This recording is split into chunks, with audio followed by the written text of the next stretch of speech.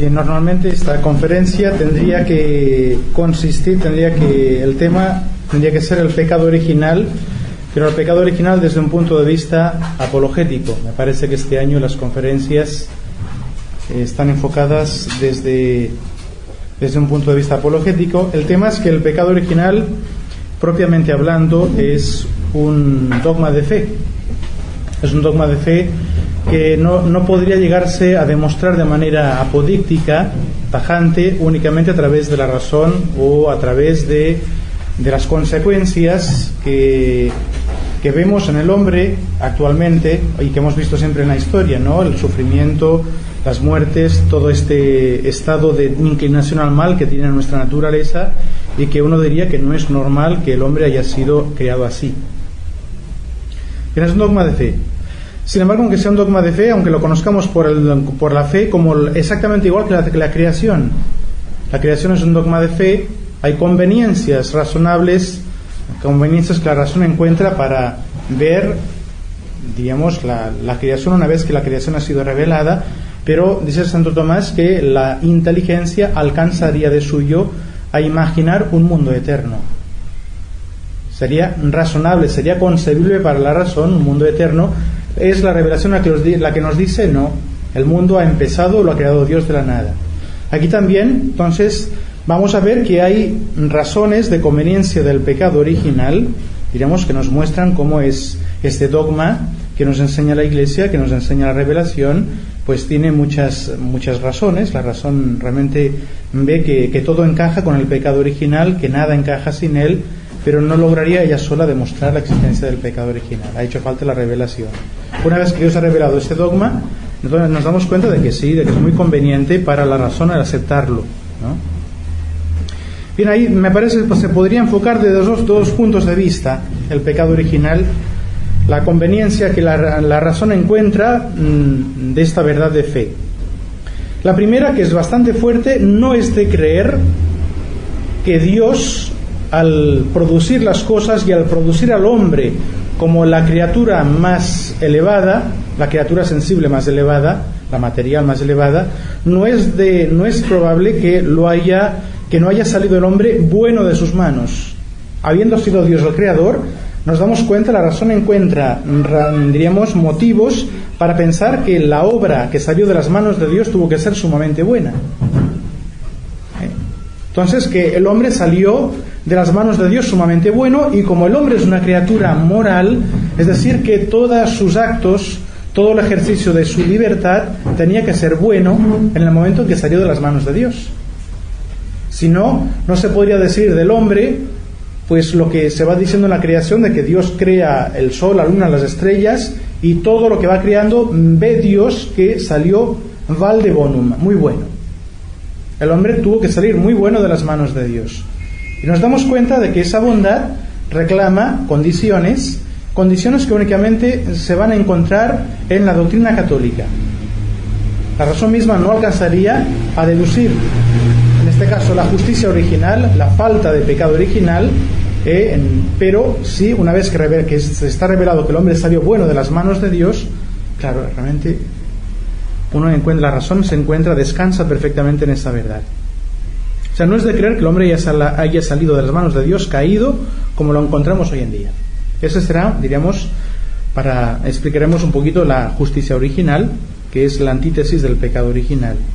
Y después también, ya atacando desde el punto de vista negativo, nos vamos a dar cuenta de cómo es un mito en realidad la sentencia opuesta de la bondad original de todos los hombres, que es la tesis postulada por la revolución. La revolución va a encontrar como dogma principal, tiene dogmas, la revolución, el dogma principal es la inmaculada concepción del hombre. El hombre es bueno por naturaleza. Y nos vamos a dar cuenta que eso es un mito, porque en la realidad yo no veo que el hombre sea bueno. Yo veo que el hombre se inclina muy fácilmente al mal desde su niñez. Vaya si no lo sabe una madre de familia que tiene que corregir a los defectos de su hijo y se da cuenta que su hijo no es naturalmente bueno. Hay que hacerlo bueno, porque no lo es. Entonces ahí, ¿cómo explicar que si el hombre ha salido bueno de las manos de Dios sea actualmente tan malo se inclina tan fácilmente al pecado, que ese hombre pues se vea también sometido a tantas desgracias, sufrimientos, crímenes, homicidios, muertes prematuras. ¿Cómo explicar eso si salió bueno de las manos de Dios? Entonces realmente la razón va a encontrar que todo encaja con el dogma del pecado original, y sin el pecado original pues no se explica nada de lo que nos toca sufrir hoy en día. Y entonces vamos a ver esas dos partes, que es la justicia original, que es el pecado original, como ambos dogmas pues encuentran en la razón como una gran conveniencia. Y vamos a hacerlo partiendo entonces del relato bíblico, especialmente del Génesis. Estaba anunciada en la conferencia que se daría una interpretación católica del Génesis, ¿verdad? O sea que estas serán las dos partes, que es la justicia original, que es el pecado original, y después veremos por qué es tan importante este dogma y por qué es tan importante incluso poder defenderlo a nivel apologético frente al mundo moderno. Bien, yo antes de empezar me gustaría simplemente establecer algunas bases, porque si uno hoy en día toma una Biblia como la que tengo aquí delante, la Biblia Cantera Iglesias, si uno toma la Nácar Colunga, si uno toma otros manuales de exégesis de la Sagrada Escritura, te van a decir todos de manera unánime que no, el pecado original es un mito, justamente. Es no dicen un mito algunos, lo dicen de manera mucho más delicada, ¿no? De manera más científica.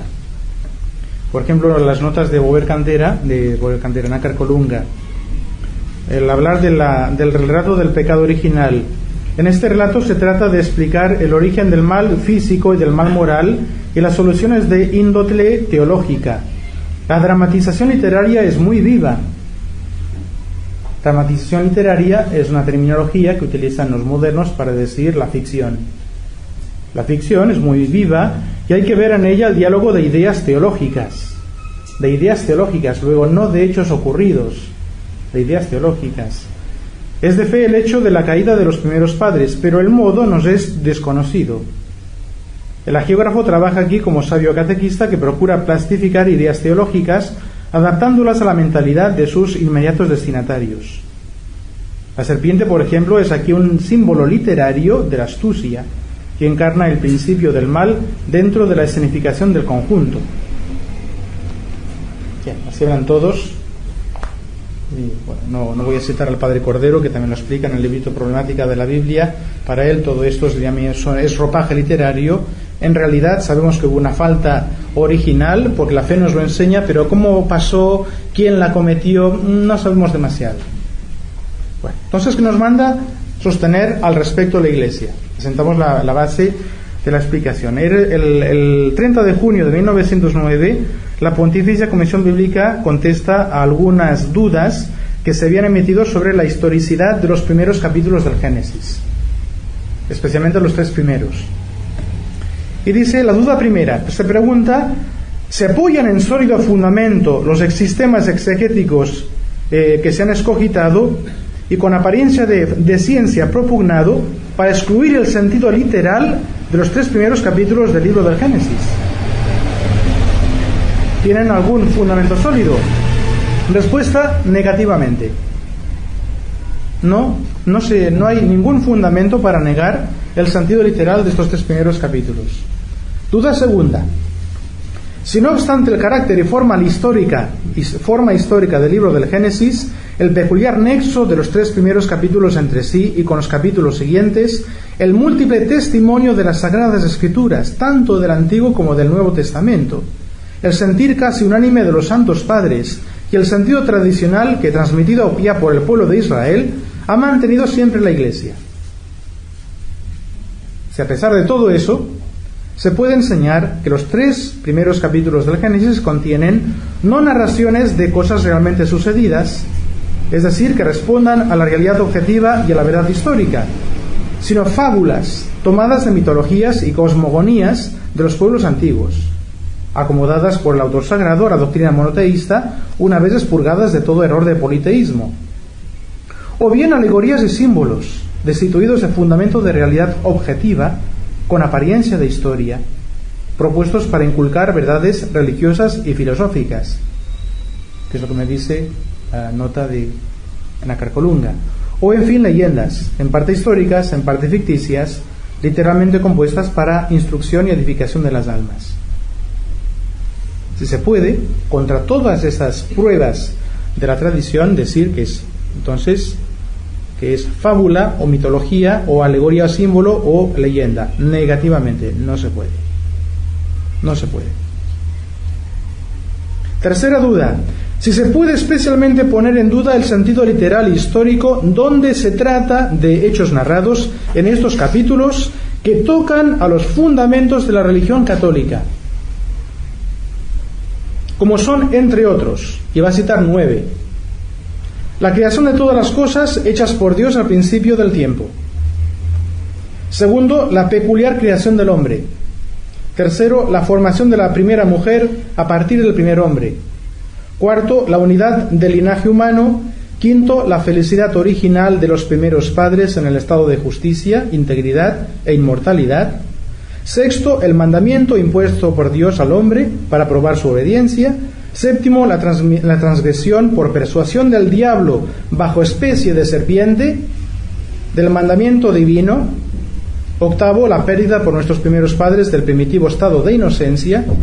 Noveno, la promesa del reparador futuro. Negativamente. No se puede poner en duda en estos pasajes el sentido literal histórico. O sea que habrá que interpretarlo tal como suena, y es lo que vamos a hacer nosotros. Bien, después hay otras dudas que van recalcando el carácter histórico de estas narraciones, de este texto. Únicamente donde no se puede entender al pie de la letra, pues habrá que ver un antropomorfismo, pero si se puede entender al pie de la letra, hay que entenderlo como tal. ¿Sí? Entonces, la Iglesia siempre ha sostenido el carácter histórico de estos 3 primeros capítulos, de manera peculiar, y sobre todo de aquellos hechos como son la justicia original, como son el pecado original, que tocan a los fundamentos de la religión católica.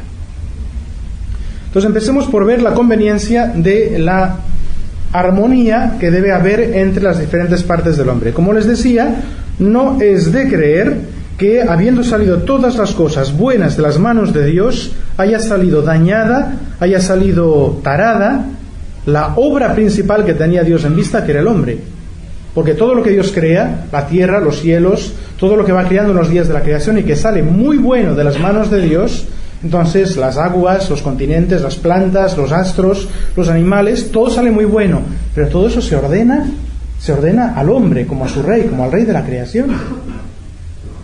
Habrá salido todo muy bueno y salió fallado el hombre. Ah, qué lástima, me salió mal. Hay algo que no encaja. O sea, cuando Dios crea, y Santo Tomás dice que cuando Dios hace una obra como la creación o como la resurrección, son obras perfectas. Lo que sale de las manos de Dios tiene que salir perfecto. Entonces el hombre tiene que salir perfecto, tiene que salir muy bueno de las manos de Dios, y tiene que salir muy bueno en su bondad física, cuerpo y alma, y tiene que salir muy bueno en su bondad moral, es decir, en su encaminamiento al último fin. Que sea Dios desde un punto de vista natural, que sea Dios desde un punto de vista sobrenatural. Pero en el hombre tiene que reinar una armonía de manera que lo superior mande a lo inferior, que lo inferior se someta a lo superior. Porque la bondad moral en el hombre consiste en eso. Tiene cuerpo y alma. ¿Dónde está el bien en el hombre? Que el cuerpo obedezca al alma, porque el alma es superior. Que el alma mande fácilmente al cuerpo. Que las pasiones se sometan a la voluntad a la inteligencia. Que la inteligencia, la voluntad manden a todos los sentidos, manden a todas las pasiones, que el hombre pueda mandar a la creación inferior, porque ha sido hecha para él. Ese es el orden que reclama la bondad del conjunto, esa bondad que vemos en la creación y que el pecado no ha destruido, y que es un argumento para elevarse hasta Dios. Esta bondad debía brillar particularmente en el hombre. Bien, eso es lo que nos dice la razón. La revelación nos va a dar más datos y nos va a decir que había esas bondades. Por ejemplo, nos va a decir la Sagrada Escritura, y aquí empezamos ya a enunciar los argumentos de que se vale la Iglesia para establecer el dogma de la justicia original. El dogma de que Adán y Eva en la creación fueron dotados por Dios de esta armonía, de esta rectitud, dirá Santo Tomás, del estado sobrenatural que hacían que todo en el hombre y todo en el género humano que debía venir de ellos habría sido sumamente bueno. ¿Qué nos dice la Sagrada Escritura? La Sagrada Escritura nos empieza por decir, por ejemplo, que había en el hombre una perfecta integridad, un perfecto orden de las pasiones a la razón, de los sentidos a la razón, y nos lo dice especialmente en el capítulo 2, nos va describiendo la creación del hombre y de la mujer, pero por ejemplo nos dice que el hombre y la mujer, cuando la mujer ha sido creada, dice, estaban los dos desnudos, el hombre y la mujer, pero no sentían vergüenza. Bien, este estar desnudos y no sentir vergüenza, hombre y mujer, es la manera como la Sagrada Escritura literalmente nos indica que no había en el hombre, no había en la mujer ninguna pasión desordenada. No había todavía ese pudor que es una protección frente al desorden de las pasiones. Había, por lo tanto, una integridad en cuanto que las pasiones no perturbaban las potencias superiores, la inteligencia y la voluntad. También nos dice el relato del Génesis que Dios creó a Adán y a Eva, los hizo inmortales. La inmortalidad de los privilegios que va a relatar aquí el libro del Génesis va a ser un privilegio definido como dogma de fe. El hombre era inmortal. Lo vemos, por ejemplo, en el capítulo 2. Dice, así tomó Yahvé Elohim al hombre y lo instaló en el vergel de Edén para que lo cultivara y guardara. Y entonces Yahvé Elohim dio orden al hombre diciendo, de todo árbol del vergel podrás comer libremente, pero del árbol de la ciencia del bien y del mal no has de comer, porque el día en que de él comas, morirás sin remedio. El día que de él comas, morirás. Luego, el hombre no debía morir si no transgredía el mandamiento. Dios lo ha hecho inmortal. También otro versículo que nos muestra, le dice la mujer a la serpiente, cuando le pregunta a la serpiente, con que Elohim ha dicho no habéis de comer ningún árbol del vergel, del fruto de los árboles del vergel podemos comer, pero respecto al fruto del árbol que está en lo interior del vergel, ha dicho Elohim, no comáis de él, ni lo toquéis, no sea que muráis. Esa misma afirmación clarita de la inmortalidad del hombre. Y el castigo también se ve claramente, esta mención de la inmortalidad. Dice, ahí tenéis al que ha llegado a ser como uno de nosotros, conociendo el bien y el mal. No vaya ahora a alargar su mano y tome también del árbol de la vida y coma de él y viva eternamente. Y para que no viva eternamente, gracias al árbol de la vida, Dios los expulsa del paraíso. Hasta que tornes al suelo, porque de él fuiste tornado, porque eres polvo y al polvo has de tornar. Eres polvo y al polvo has de tornar, es la muerte. La mención de la muerte, pero como castigo, de manera que el hombre no lo habría tenido de no haber transgredido el mandamiento de Dios. O sea, vemos integridad, vemos inmortalidad. Vemos impasibilidad también. El hombre y la mujer no debían sufrir. No debían sufrir y se ve claramente en la manera de castigar Dios al hombre y a la mujer. Dice, a la mujer le dijo, multiplicaré sobremanera los sufrimientos de tu gravidez, con sufrimiento parirás los hijos, y así tu marido será tu tendencia y él te dominará. Bien, pero este sufrimiento en el dar a luz a los hijos es castigo del pecado. No lo habría habido de no haber ofendido el hombre a Dios. Y al hombre le dice, por cuanto escuchaste la voz de tu mujer y comiste del árbol acerca del cual te había yo dado órdenes diciendo no comerás de él, maldito sea el suelo por tu causa, con fatiga te alimentarás de él todos los días de tu vida, espinas y abrojos te germinará y comerás la hierba del campo, con el sudor de tu rostro comerás pan hasta que tornes al suelo, porque de él fuiste tomado, por cuanto polvo eres y has de tornar al polvo.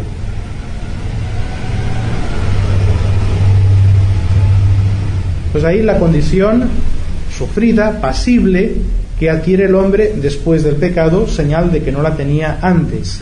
Antes Dios habría velado para que el hombre no tuviese nada que padecer. También vemos otro privilegio, que es el dominio sobre los animales. Lo dice Dios cuando crea a Adán. Y aquí que te doy toda planta seminífera que existe sobre la haz de la tierra entera, y todo árbol que contenga en sí fruto de árbol seminífero, os servirá de alimento. Y entonces ahí dice, procread y multiplicaos, henchid la tierra y sojuzgadla, y dominad a los peces del mar y a las aves del cielo, y a todo animal que bulle sobre la tierra. Es un privilegio de dominio. El hombre debía dominar a toda la creación inferior, así como dominaba la inteligencia, las pasiones, debía el hombre dominar fuera igual que dominaba dentro. Entonces, un dominio total sobre la creación. Y también vemos otro don, ciencia infusa. Ahí vamos describiendo los dones, ¿no? Después vamos a ver cómo el magisterio afirma la existencia de estos dones y cómo Santo Tomás explica, nos explica de qué manera quedan, a qué responden esos diferentes dones. Otro don es la ciencia infusa. Yahvé Elohim, habiendo formado de la tierra todos los animales del campo y todas las aves de los cielos, los condujo ante el hombre para ver cómo los llamaba, y que toda denominación que el hombre pusiera a los animales vivientes, tal fuera su nombre. El hombre impuso pues nombres a todos los ganados, a todas las aves del cielo y a todas las bestias salvajes. Imponer nombre el hombre a los animales, a todo ser viviente, indica en él una ciencia, un conocimiento de lo que era cada una de las criaturas. El dar un nombre, el nombre sobre todo en la lengua hebrea, indica siempre lo que algo es, indica las esencias. Y el hombre conocía porque va dando el nombre a cada animal. Ciencia infusa, no pudo aprenderlo, no tuvo el tiempo de aprenderlo, Dios le dio esta ciencia para poder nombrar a todos los animales. Y sobre todo vemos también el don más excelente de todos, es una familiaridad sorprendente del hombre con Dios. Se ve especialmente el momento en que Dios se presenta al paraíso a castigar, pero ahí podemos rebobinar, hacer marcha atrás. Dice: cuando han comido ya del fruto del árbol prohibido, se abrieron los ojos de ambos y comprendieron que estaban desnudos, por lo cual entretejieron follaje de higuera e hiciéronse unos ceñidores. Enseguida oyeron ruido de pasos de Yahvé Elohim, que se paseaba por el vergel a la brisa de la tarde. Y el hombre y su mujer se ocultaron de la presencia de Yahvé Elohim por el interior de la arboleda del vergel. O sea que Dios se manifestaba sensiblemente a Adán y a Eva, sensiblemente porque Dios se amolda a la condición de cada criatura. El hombre teniendo cuerpo, pues este trato de Dios con el hombre era bajo una forma sensible, como más tarde veremos que se presenta Dios, por ejemplo, a Abraham, que se presenta en forma de tres ángeles, tres varones, y dice la liturgia que a Abraham, viendo a tres, adoró a uno. Se dirige a ellos en singular: Señor, si llega hacia tus ojos, no pases de lejos, sino quédate, acepta la invitación de tu siervo. Bien, entonces Dios se presenta a Abraham bajo forma de tres ángeles. Es habitual en el Antiguo Testamento que Dios se manifiesta de esta manera. Bien, de alguna forma sensible, pues seguramente semejante a esta, se presentaba Dios en el paraíso, paseando por el vergel a la brisa de la tarde, y el hombre y la mujer podían hablar coloquialmente con él. Y que se ve que lo hacían es que se presenta Dios como de costumbre y llama al hombre, que tendría que venir como de costumbre a su encuentro, y el hombre no viene. Yahvé Elohim entonces llamó al hombre diciéndole: ¿dónde estás? ¿Dónde estás? ¿Por qué no sales hoy a mi encuentro? Señal de que antes lo hacía. Es que oí tu voz en el vergel y temeroso porque estoy desnudo me oculté. Bien, antes no se ocultaba, no tenía necesidad de ocultarse. Cuando se presentaba el Señor, ahora es que está desnudo. ¿Quién te dijo que estabas desnudo? ¿Acaso has comido del árbol que te mandé yo no comieras? Bien, ese ocultarse es una consecuencia del pecado. Antes no se ocultaba. Bien, entonces, a partir de estos datos, esta última familiaridad, pues la Iglesia va a entender en el trato coloquial del hombre con Dios el don de la gracia santificante, en el cual Adán y Eva quedaron establecidos, y es dogma de fe de que Adán y Eva gozaron del estado de gracia santificante. Para que vean cómo la Iglesia lo ha definido, el Concilio de Cartago en el año 418 lanza el siguiente canon: quien quiera que dijera que el primer hombre, Adán, fue criado mortal, de suerte que tanto si pecaba como si no pecaba tenía que morir en el cuerpo, es decir, que saldría del cuerpo no por castigo del pecado, sino por necesidad de la naturaleza, sea anatema. Pues un dogma de fe definido que el hombre era inmortal. Si alguno dijere, Concilio de Orange, año 529, si alguno dijere que por el pecado de prevaricación de Adán no fue mudado todo el hombre, es decir, según el cuerpo y según el alma, en peor, contradice a la Escritura. Concilio de Kiersey, año 853, Dios omnipotente creó recto al hombre, sin pecado, con libre albedrío, y lo puso en el paraíso y quiso que permaneciera en la santidad de la justicia. Luego lo establece en la santidad de la justicia, en el paraíso. El hombre, usando mal de su libre albedrío, pecó y cayó, y se convirtió en masa de perdición de todo el género humano. Y el Concilio de Trento, año 1546, es la definición más completa.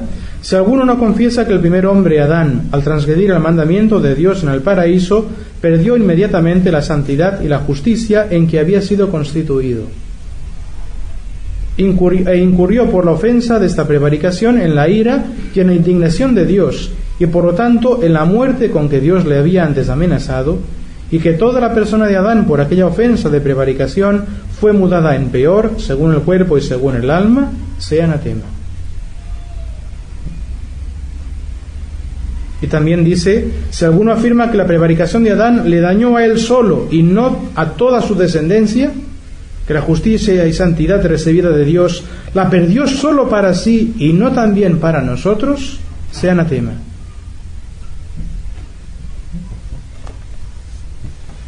Y entonces Santo Tomás en la Suma Teológica va a agarrar todos estos datos, los datos de la Escritura, las definiciones de la Iglesia, y va a explicar cómo estaba organizada o cómo estaba constituida esta justicia original, es decir, cómo quedó el hombre establecido en esta armonía que la razón a primera vista, sabiendo que Dios ha hecho todas las cosas, la razón postularía para el hombre. El hombre ha tenido que salir muy bueno de las manos de Dios. Y podríamos incluso usar un argumento, por la argumentación de los enemigos. Si el mundo moderno postula con todos los males que tiene el hombre, si a pesar de todos los males que sufre el hombre, dice el mundo moderno que el hombre es bueno por naturaleza, ¿cómo la razón no va a encontrar conveniencias de que el hombre, cuando sale de las manos de Dios, tiene una bondad mucho mayor que la que supuestamente tendría hoy el hombre, con tantas miserias y con tantos pecados y con tantos crímenes en que vemos que incurre? Un hombre moderno tendría que poner pegas. Si tú crees que el hombre es inmaculado, pues no tendrás mucha dificultad en aceptar que Dios creó al hombre en la justicia original, que Dios lo creó bueno. Bien. Entonces, tal vez un esquema ayudará a comprender un poco cómo organiza Santo Tomás para explicar cómo establece Dios la justicia original.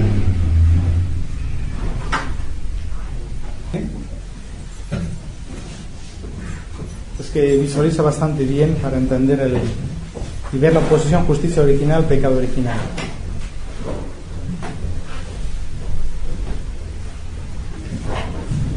Pues tenemos arriba, tenemos a Dios nuestro Señor, las cuatro tetragramatón, Adonai.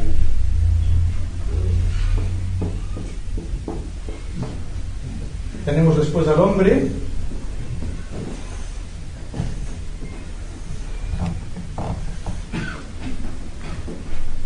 y tenemos la creación interior.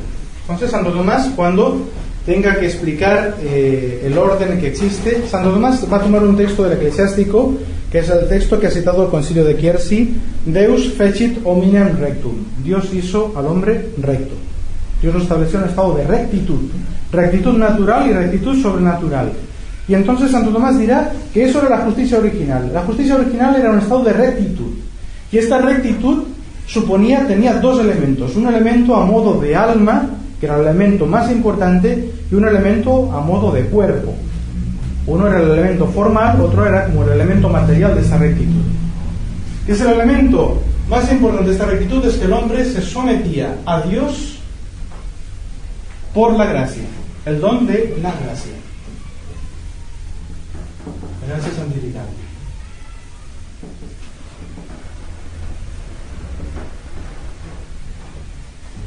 Bien. Y entonces esta gracia santificante por la cual la mente, la parte superior del hombre, se sometía a Dios, era causa de que todo lo que estaba en el hombre y lo que estaba debajo del hombre gozase también de esta misma rectitud, de esta misma ordenación, o de esta misma, diríamos, jerarquía. Lo superior domina lo inferior obedece puntualmente a lo superior. Entonces en el hombre tenemos el alma y tenemos el cuerpo. En el alma tenemos la inteligencia, que es la facultad más noble, la más elevada, y tenemos la voluntad. Y en el cuerpo, o el alma funcionando con el cuerpo, tenemos ahí las pasiones, el apetito, tenemos concupiscible y el apetito irascible. Se llama apetito en filosofía, diremos, a la tendencia sensible que busca el bien. Entonces nosotros sensiblemente buscamos el bien, y la búsqueda de este bien es lo que llamamos pasiones, pero pasiones en el sentido filosófico sin ninguna connotación mala. Es pasión el amor, es pasión el gozo, es pasión la tristeza. El deseo del bien, un bien sensible, produce amor. La ausencia del bien amado produce deseo. La carencia del bien amado, tristeza. Diferentes pasiones. Algunas están en el apetito concupiscible, otras en el deseo. Entonces, ¿qué pasa? Pasaba que el cuerpo se sometía perfectamente al alma. Mientras el hombre se somete a Dios, el cuerpo se someterá al alma. Y esta sumisión del cuerpo al alma reviste tres formas. La primera forma es la inmortalidad. El alma va a comunicar al cuerpo la capacidad que ella tiene de no morir nunca. Y entonces, aunque el cuerpo de suyo sea mortal, por ser material, todo lo material se puede disgregar, el alma le va a comunicar al cuerpo la capacidad de no morir. Y es lo que la Iglesia define como dogma de fe. El hombre era inmortal por esta extrema sumisión del cuerpo al alma. Esta sumisión del cuerpo al alma también implica que el hombre no va a sufrir la impasibilidad. Entonces Dios habría velado de manera especial para que no suceda nada de adverso, nada de que pueda causar al hombre el más mínimo sufrimiento, ni por parte de enfermedades internas, ni por parte de angustias del alma, ni por parte de elementos externos como el clima, ataque de animales. Habría impasibilidad total. Y después el tercero es que toda la parte de las pasiones se somete a la parte superior, a la voluntad, y la voluntad a la inteligencia. Es el don de integridad. El don de integridad. O sea que ahí es donde Santo Tomás ve por qué el hombre y la mujer estaban desnudos sin avergonzarse, porque había en ellos una tal rectitud, una tal ordenación de lo inferior a lo superior, que las pasiones nunca se movían con un movimiento propio, siempre se movían según el dictamen que les daba la inteligencia. Entonces, claro, eso ya es un don de orden sobrenatural o de orden preternatural. Lo producía la gracia, porque el cuerpo de suyo tiene que morir. Entonces, para que no muera, Dios tiene que sobreañadir una cualidad, un don preternatural que supera las condiciones de la materia, del cuerpo. Entonces, es inmortal, es impasible, tiene el don de integridad. Ahí ya tenemos explicados tres dones. Ya tenemos explicado la gracia, tenemos explicado la inmortalidad, impasibilidad, la integridad. Y después, el cuarto don, dice Santo Tomás, es el dominio sobre la creación inferior. O sea, todo está ordenado en el hombre y todo lo inferior obedece al hombre. Cada criatura habría obedecido a su manera. Los animales, según una obediencia sensitiva, de manera parecida, dice Santo Tomás, a como en la colmena las abejas obedecen instintivamente a la reina. Bien, respecto del hombre, todos los animales habrían tenido ese instinto de reconocer en él al rey y de obedecerle puntualmente. Por supuesto que el león habría comido gacelas y todo eso, habría habido esa lucha por la vida, los animales habrían estado fuera del paraíso, pero respecto del hombre, una perfecta obediencia. De manera que el hombre habría quedado constituido por Dios como el lugarteniente de Dios en la creación. Al hombre le había tocado gobernar la creación inferior. Y en este gobierno el hombre había desplegado talentos de manera muy agradable, sin costarle nada, sin cansarle, con toda una sabiduría, con toda una ciencia que él tenía y con todo un poder de mandar. Entonces él había asignado el alimento a tales animales y habían tenido el alimento que el hombre había asignado, y como por instinto no habrían tenido otro. Entonces, bueno, al león, me vas a comer estos bichos, pero esto no me los toques. Lo mismo, las plantas habrían obedecido al modo de una planta.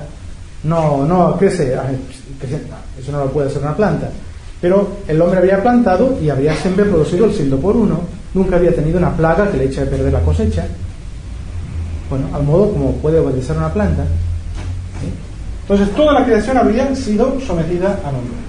Este es el estado de justicia original, que tiene, fíjense, 3 elementos. Tiene una sobrenaturaleza, la gracia. Tiene una preternaturaleza, que son entonces los 4 dones, la inmortalidad,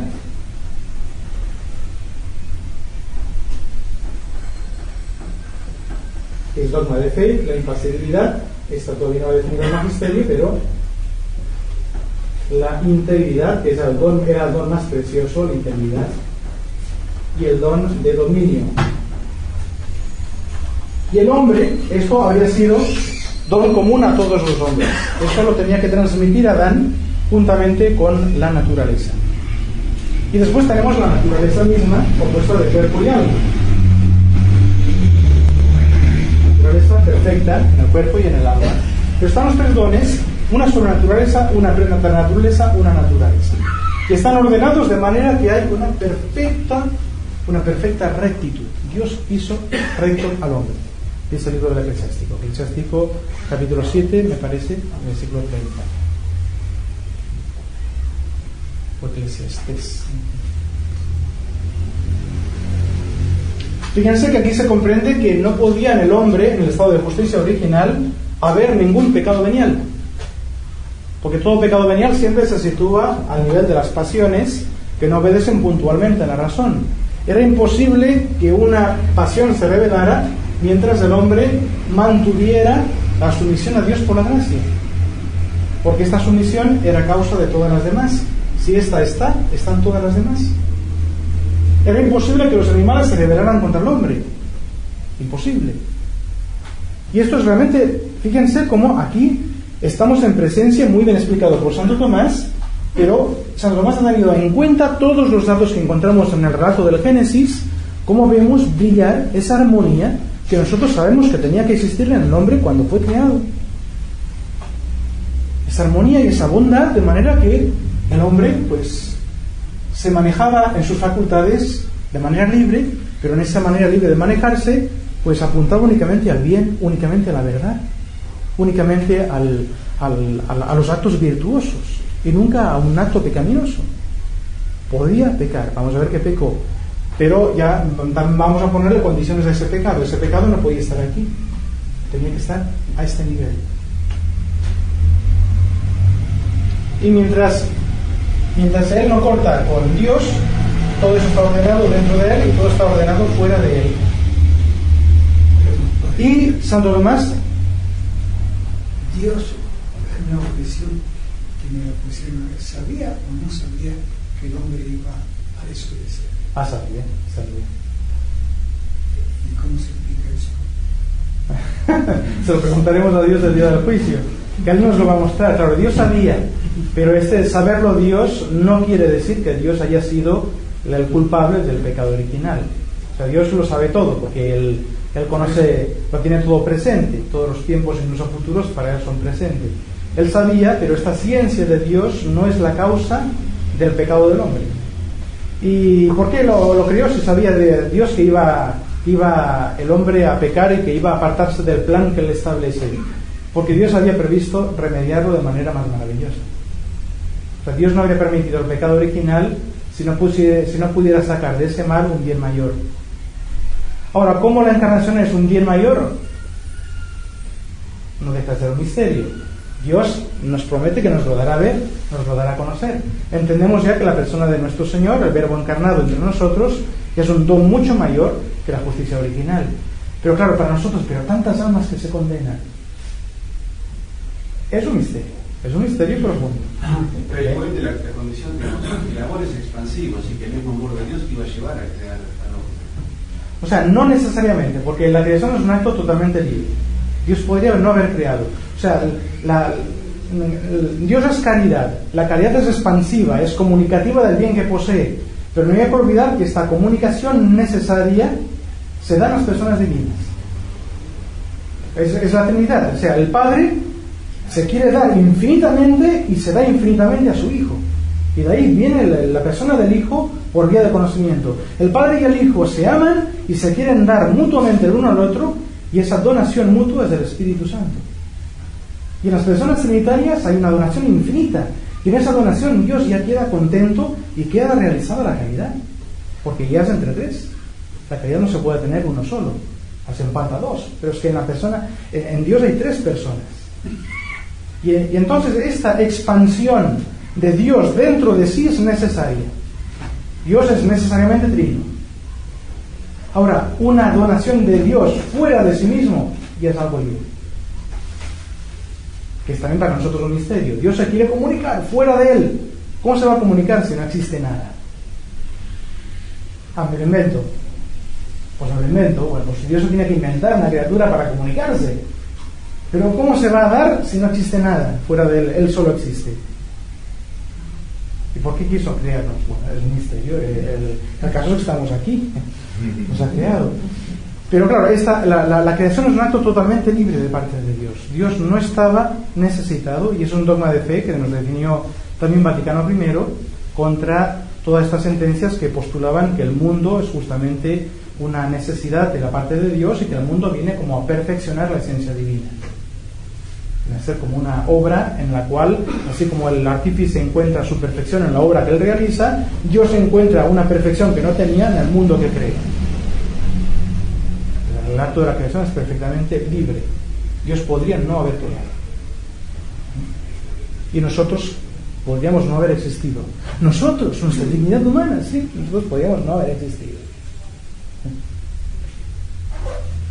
Bien, esta es un poquito la manera como explica Santo Tomás el estado de justicia original, y lo más bonito de todo es que todo esto que recibe Adán y todo esto que recibe Eva lo tienen que comunicar Adán y Eva a todos sus hijos. Es un don para la naturaleza humana que Dios comunica en ese momento a Adán. ¿Por qué? Porque es el único hombre que existe en ese momento. Cuando crea a Eva, pues también Adán y Eva. Entonces Dios deposita este don de la justicia original en Adán, pero le da a Adán la orden de transmitirlo a su posteridad. Es un don de familia. Y por eso les da la orden de crecer y multiplicarse. Entonces Adán y Eva, al engendrar a sus hijos, los habían engendrado con la naturaleza que ellos tenían, es decir, una naturaleza dotada de gracia y dotada de dones preternaturales. Y estos dones estaban como vinculados a la naturaleza. Al engendrar a los hijos habían sido engendrados con la gracia santificante y con los dones preternaturales. Habían sido engendrados en justicia original. Y toda la historia de la humanidad tendría que haber sido una historia de virtudes, de amor de Dios, de armonía. Pero ellos engendraron los hijos después. Pues, por eso, si hubiesen engendrado un hijo antes, se habría salvado en ese hijo la justicia original. Como no tuvieron ningún hijo antes del pecado, al pecar ellos ya no quedaba nadie con la justicia original. Ese don se perdía de manera irremediable. ¿Cuál es la distinción entre sobrenaturaleza y preternaturaleza? La sobrenaturaleza es un don que supera todas las exigencias de la naturaleza creada, es la gracia, mientras que la preternaturaleza está por encima de la naturaleza humana, pero no es un don propiamente hablando divino o sobrenatural. Está dentro de la línea de perfección a la naturaleza en su orden propio, por decirlo así, ¿sí? Sin elevarlo a un estado superior. De hecho, la inmortalidad le conserva una vida de orden natural, que es la del cuerpo. La impasibilidad le conserva, diríamos, le evita un dolor de orden corporal. La integridad, respecto de las pasiones, el dominio sobre la creación corporal. No es algo que eleve al hombre a un orden divino. La gracia sí. O sea, la preternaturaleza está dependiendo de la... necesariamente...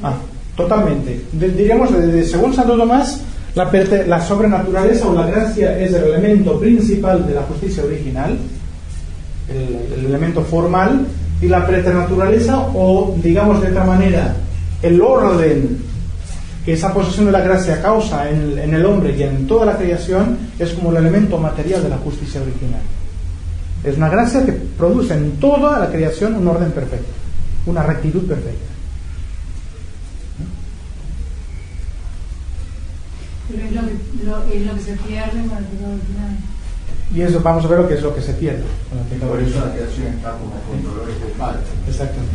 Porque todo va a resentir un poco la condición del hombre. Entonces aquí, bueno, Dios crea a Eva, Adán y Eva quedan unidos en matrimonio en el paraíso, y entonces fíjense que en el paraíso, Santo Tomás incluso dirá que en el paraíso pues la virginidad no había sido digna de alabanza, porque la gracia se había transmitido exclusivamente a través del matrimonio, a través de la generación, y el negarse a tener hijos había sido negarse a transmitir la gracia. Pues no habría tenido carácter loable en la justicia original. Entonces era necesario que todo hombre tuviese su mujer, que toda mujer tuviese su marido. Dios habría también velado para que hubiese tantos hombres como mujeres, y que cada hombre pudiese tener su familia, cada mujer la suya. Con esta transmisión entonces de... Bien, esta es la primera parte, o sea que el hombre tuvo que ser bueno, ser creado bueno, la razón encuentra estas conveniencias, y la revelación nos indica que así fue. Pasamos a la segunda parte de esta exposición, es decir, que vamos a ver ahora que esta condición original del hombre no es la que tenemos nosotros. Me salta a la vista que el hombre es todo lo contrario de esta condición original, todo al revés. También es un dogma de fe. El pecado original ya la Iglesia lo ha definido, diríamos, de múltiples maneras. Ha definido que Adán y Eva caen en pecado, transgreden el mandamiento divino, y con esa transgresión pierden la justicia original en que habían sido constituidos. La pierden para sí y para sus hijos, es decir, que ese pecado primero de Adán y de Eva se va a transmitir a los hijos. ¿Por qué? Porque Dios hizo depender, Dios le dio a la justicia original a Adán, pero le dijo: mira, yo te doy a ti como un don de naturaleza, pero cuidadito, este don tú tienes que mantenerlo voluntariamente, tú tienes que merecer este don para tus hijos, tienes que mantenerlo. Si tú lo pierdes, lo vas a perder para tus hijos. Si tú lo mantienes, cada eslabón que habría habido, cada antecesor que hubiese mantenido para sus descendientes el don de la justicia original, habría hecho que esa justicia original fuese más nuestra, por decirlo así. Porque esa justicia original habría llegado a nosotros a través de múltiples fidelidades meritorias, que habría hecho que esa justicia original es don del Hijo. Es don del Hijo. El niño habría merecido en sus padres, al tener la justicia original, sus padres la habrían merecido para él. Y cada vez habría sido un título más de familia. A medida que ese don de la justicia original se va guardando fielmente de una generación a otra, pues habría sido cada vez un bien cada vez más nuestro. Bien, no fue así. Es dogma de fe que Adán lo pierde. Adán lo pierde, y Adán, al perderlo, lo pierde para sí mismo y para todos sus hijos. Es decir, que los ricos van a recibir la naturaleza que Adán les transmite, una naturaleza privada de la gracia y privada de los dones preternaturales, pero esta privación, teniendo un carácter culpable, va a ser en los hijos una culpa, una verdadera culpa. Y es lo único que explica la condición actual del hombre, cómo el hombre se ve tan aquejado de males, se ve con esta inclinación constante al pecado, al mal, a la ignorancia, a la cobardía, cuando ha salido tan bueno de las manos de Dios. Fíjense que ahí uno diría el pecado original es un mito, uno diría que es al revés, es un mito la creencia actual en la bondad original de todos los hombres. ¿Dónde ves tú esa bondad? Tú ves continuamente asesinos, ves ladrones, ves violadores, ves homosexuales. ¿Dónde ves bondad tú en el hombre? Eso es un mito, eso sí que es un mito. La realidad nos muestra que el hombre está mal, es malo por naturaleza, que hay que corregirlo. Eso vamos a ver que tiene consecuencias. Aquí hay un libro bastante interesante de Monseñor de Lassus, que no se ha traducido nunca al castellano, Verdades sociales y errores democráticos. Y es interesante porque empieza considerando cuál es el dogma de base del mundo moderno de la revolución. En el principio de todos nuestros errores dice: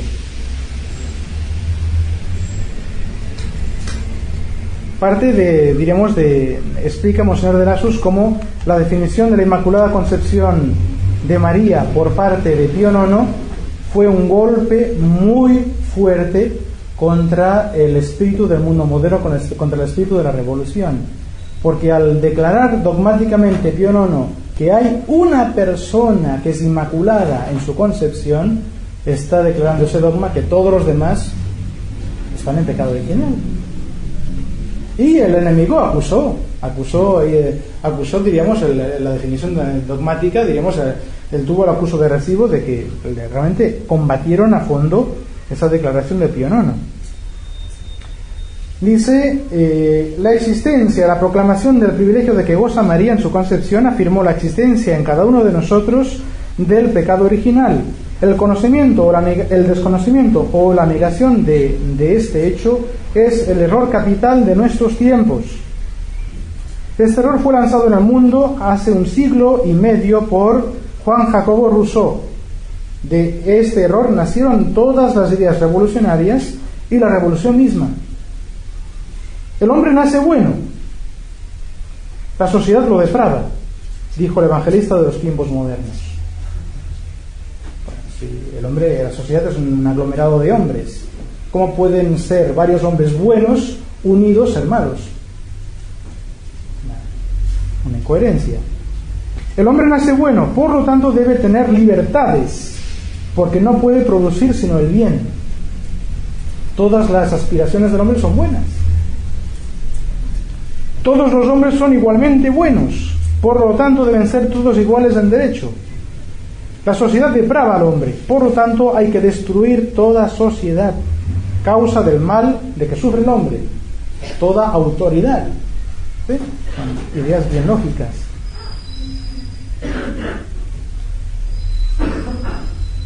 Declaraba el hermano Courdavot, el 24 de febrero de 1882. La causa liberal está íntimamente ligada a una cuestión religiosa. Al fondo de casi todos nuestros debates políticos del día encontramos la afirmación o la negación de la verdad del catolicismo. Ahora bien, la base esencial del catolicismo es el pecado original, sin el cual Cristo no habría tenido que venir. Negar este dogma es atacar al catolicismo en su fundamento mismo. Bien, te están diciendo que saben dónde tienen que apuntar. Sí, un masón.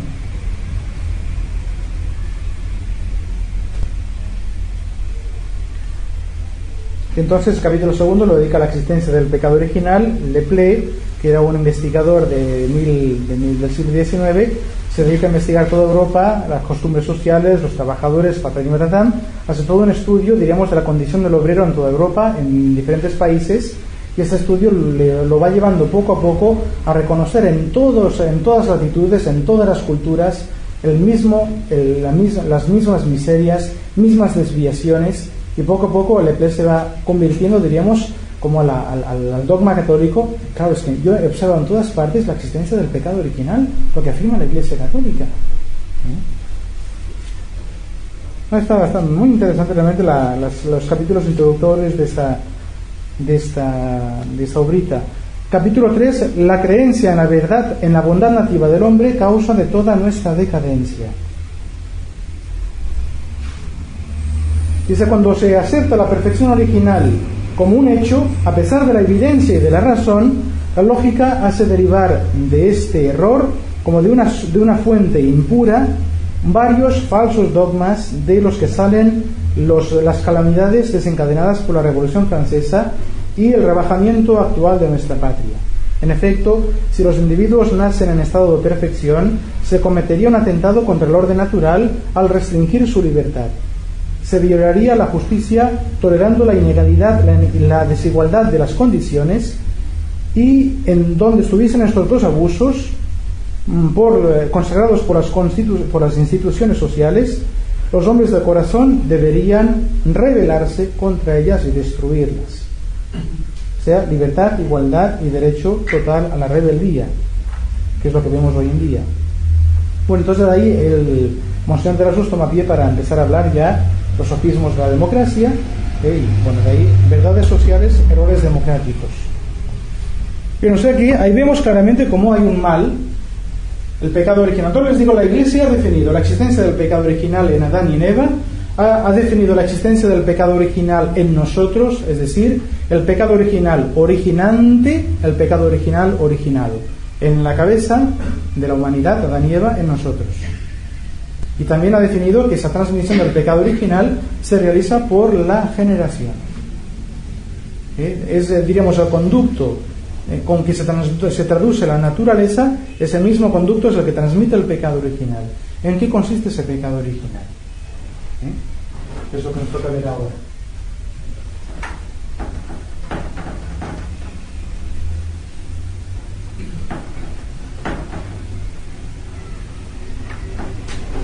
El pecado original va a consistir sencillamente es un misterio, pero diríamos en la pérdida de este estado de justicia original en sus dos elementos: el elemento formal, que es la gracia santificante, y el elemento material o derivado de la gracia a modo de efecto, que es esta armonía entre todas las partes del hombre y de la creación con el hombre. El pecado original tenía que estar aquí. El hombre tenía que romper con Dios. O sea que tenía que ser un pecado de la parte más elevada del hombre, la inteligencia, y tenía que ser necesariamente un pecado mortal, porque era cortar con el fin del hombre. No podía haber un pecado venial mientras el hombre no se desordenase respecto del fin, y todo el desorden respecto del fin siempre es pecado grave, es un pecado mortal. Entonces el hombre tenía que romper con Dios. ¿Qué pasaba si el hombre rompía con Dios? Con un pecado, ya les digo, de la parte superior, un pecado de orgullo. No podía ser otro tipo de pecado. Si el hombre perdía esta sumisión a Dios por la gracia santificante, como esta sumisión era causa de las demás, se perdieron automáticamente todas las demás. El cuerpo se rebelaba contra el alma. Dejaba de ser inmortal, dejaba de ser impasible. Y es lo que nos muestra la Génesis. El día que comáis de este fruto, moriréis.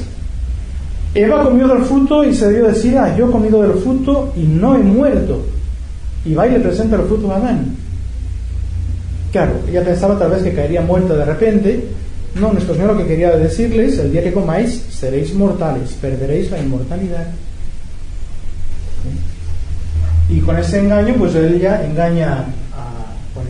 Adán no peca engañado, pero de esa manera ya tienta a Adán, que también come. Y entonces, bueno, los dos pierden la inmortalidad, y eso se manifiesta claramente en esa ironía, que ahí tenemos a Adán constituido como hecho semejante a uno de nosotros. Ahora no sea que extienda el brazo y tome del árbol de la vida y no muera nunca, entonces expulsémonos del paraíso. Entonces el cuerpo empieza a ser mortal y empieza a ser pasible, como lo vemos, por los términos del castigo infligido a Adán y Eva. Entonces, dolores, enfermedades empiezan a estar vigentes en la humanidad a partir del pecado original. Las pasiones se rebelan contra la voluntad. La voluntad misma se revela contra la inteligencia, lo dice San Pablo, y lo sentimos. Yo sé que eso está mal, y sin embargo tengo ganas de hacerlo. Yo sé que eso, yo tendría que hacer ese deber de Estado. Dios me pide estas cosas, no tengo ganas de hacerlas. Yo no hago el bien que sé que debo hacer, y el mal que sé que no debo hacer, eso es lo que hago. La voluntad, nos damos cuenta que no obedece a la inteligencia. ¿Cuántas veces cometemos pecado teniendo luz? Estamos esclarecidos, sabiendo que hacemos el mal, y lo hacemos igual. No podemos arguir ignorancia en todos nuestros pecados. Podemos arguir, sí, muchas pasiones desordenadas. Es que el apetito ya no obedece más al hombre, a la parte superior. Y entonces es lo que manifiesta el Génesis cuando dice que apenas han cometido el pecado original, Adán y Eva se sintieron que estaban desnudos. ¿Y cómo sabes que estás desnudo? ¿Cómo te has dado cuenta? Le dice Dios a Adán: ¿acaso has comido del árbol que te mandé no comieras? Claro, sienten el revoltijo de pasiones y sienten entonces la barrera que Dios crea automáticamente en ese momento, el pudor, que es la protección frente a ese revoltijo de las pasiones dentro del hombre. Entonces ahí se ve cómo han perdido la integridad, cómo han perdido la inmortalidad, han perdido la impasibilidad, han perdido la gracia, porque se presenta a Dios y en lugar de ir a su encuentro huyen, se esconden de Él. Interrogados misericordiosamente por Dios, le van a echar a Él la culpa del pecado, porque es lo que hace Adán. Le pregunta a Dios a Adán: ahí va, ¿por qué ha pecado? No, es que la serpiente me engañó. ¿Y tú por qué has pecado? La mujer que tú me diste de compañera, ella me... O sea, la culpa la tengo yo, ¿no? Por haberte dado a la mujer. Pero es eso, es la manera como argumenta Adán. La mujer que tú me diste, ella me dio y comí. Chico, cae de rodillas, pide perdón. No, Adán no pide perdón. ¿Y entonces cómo es que se sabe? El perdón lo pidió después, pero en el momento de amonestarlo, de venir a interrogarlo Dios, en ese momento él no pide perdón, le echa la culpa a la mujer se la echa a la serpiente. Ninguno de los dos se reconoce culpable. Ahí nació el primer psicópata. Pero fíjese, claro, a la serpiente no le pregunta ya nada porque es el demonio, aunque un castigo se inflige enseguida. Si hubiesen pedido perdón enseguida, pues no sabemos qué habría pasado. Pero no piden perdón. Y también entonces pierden el dominio. La creación inferior les empieza a ser adversa, y es lo que le dice Dios a Adán: tú tendrás que cultivar la tierra y la tierra te dará espinas y abrojos. Por supuesto que las espinas y los abrojos existían. Aquí dice: no, pero existían antes de la creación de Adán. A veces hay cada argumento más tonto. Por supuesto que existían las espinas y los abrojos, pero es que no habrían entrado nunca en el trabajo del hombre. Habrían habido espinas y abrojos en el mundo dedicado a los animales, pero no en las plantaciones del hombre. Al hombre nunca le habrían dado, digamos, la tierra nunca le habría dado espinas como recompensa de su trabajo. Que ese es el castigo que Dios le inflige a Adán ahora. O sea, la tierra no te obedecerá. Tú la cultivarás con gran sudor, con gran fatiga, y te dará pues espinas abrojos, no te dará el fruto que tú esperabas de ella. ¿Y cuántas veces vas a perder la cosecha? ¿Y cuántas veces te la van a quemar? ¿Y cuántas veces el granizo te la destruirá? Ese carácter adverso de la naturaleza de los animales. Los animales se vuelven salvajes para con el hombre. Eran salvajes según su condición entre sí, no lo eran para con el hombre. Ahora se ponen salvajes con el hombre. Dios le deja por misericordia a algunos animales domésticos, que a veces también se ponen muy tercos, pero hay animales domésticos, no todo, también para mostrar que en el hombre, vamos a ver, si bien queda dañada la justicia original, no queda dañado todo el hombre.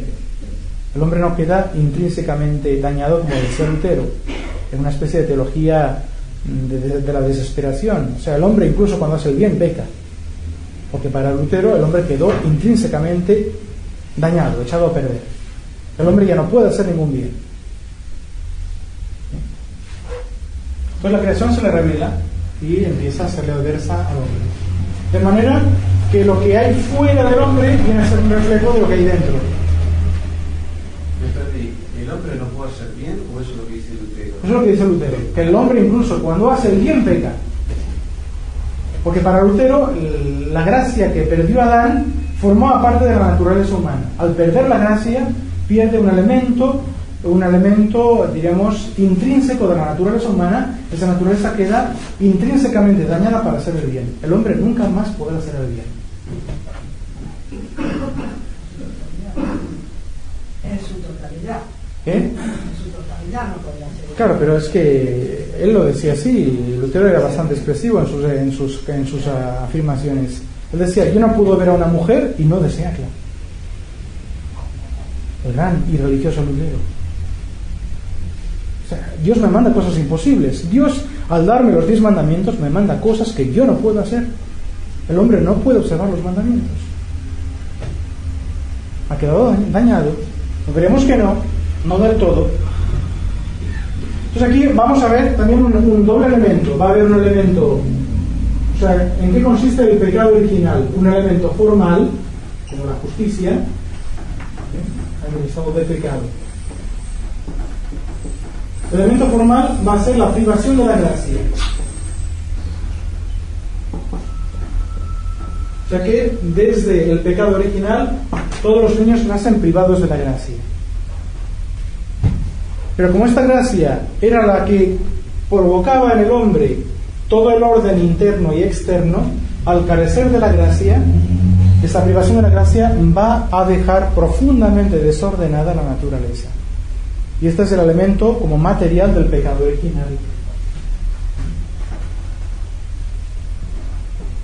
Que se podría expresar, diríamos, en las 4 grandes heridas que habla Santo Tomás. Santo Tomás dirá que hay 4 heridas según las potencias del alma. Una herida en la inteligencia, una herida en la voluntad, una herida en el concupiscible, una herida en el irascible.